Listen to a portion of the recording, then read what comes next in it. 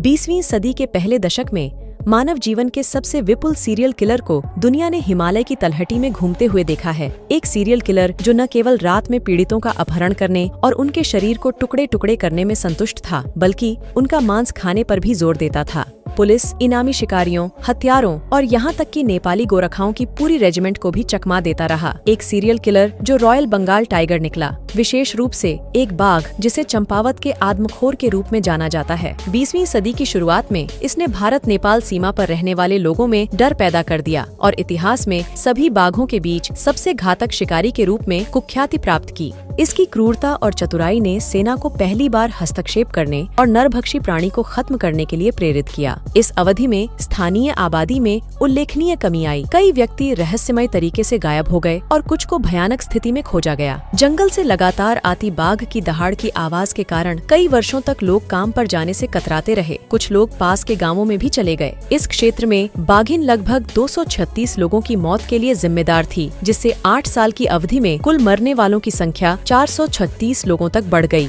इसके बाद इसे चंपावत बाघिन के रूप में पहचाना जाने लगा। सरकार ने बाघ के भयानक व्यवहार और क्रूर आदतों के कारण उसे खत्म करने वाले को पर्याप्त इनाम देने की पेशकश की। शिकारियों के कई प्रयासों के बावजूद बाघ की चालाकी ने उसे पकड़ से बचने में सक्षम बनाया। आखिरकार उन्होंने शिकारी और कर्नल जिम कॉर्बेट की सहायता मांगी। कॉर्बेट परिवार भारत में सबसे पहले ब्रिटिश निवासियों में से एक था। भारत में पले बड़े होने के कारण जिम को जंगल की अच्छी समझ थी, जो खतरनाक जानवर का सामना करते समय फायदेमंद साबित हुई। बाघों का पता लगाने के लिए वह कई दिनों तक जंगल में घूमता रहा, लेकिन कोई सफलता नहीं मिली। आखिरकार 1907 में एक हालिया हत्या पीड़ित की रिपोर्ट सामने आई। पीड़िता करीब 16 साल की एक किशोरी थी। जिम ने लड़की के निवास से जंगल तक के रास्ते का पता लगाया और जंगल में कूड़े के रूप में बिखरे हुए पीड़िता के अन्य अवशेषों के साथ साथ खून और झाड़ियों में बिखरे हुए बालों के बीच उसकी हार को उजागर किया। इससे उसके जैसा अनुभवी शिकारी भी घबरा गया। कुछ ही देर बाद एक बाघिन निकली जो पास की एक चट्टान पर बैठी थी।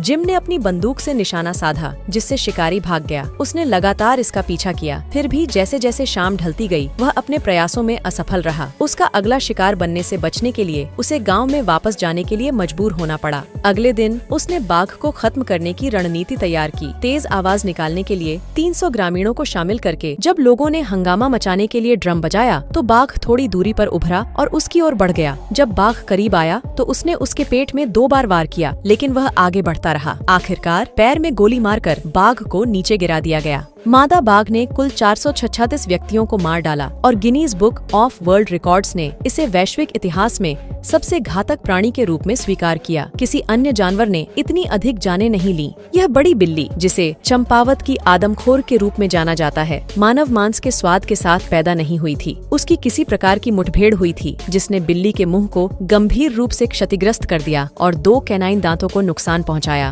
उस बाधा के साथ चंपावत बाघ को संभवतः जीवित रहने के साधन के रूप में जल भैंस और अन्य बड़े खुर वाले जानवरों का शिकार करने के बजाय आसानी से पकड़ने वाले शिकार मनुष्यों का शिकार करना पड़ा।